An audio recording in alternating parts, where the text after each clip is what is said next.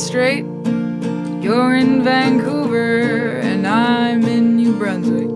That makes 5,748 kilometers. We're talking 2 different oceans, 4 time zones apart, 7-hour plane ride plus connections, a 6-day drive if you don't stop to pee too much. It's probably the dumbest idea that I've ever had, but I love you, yes I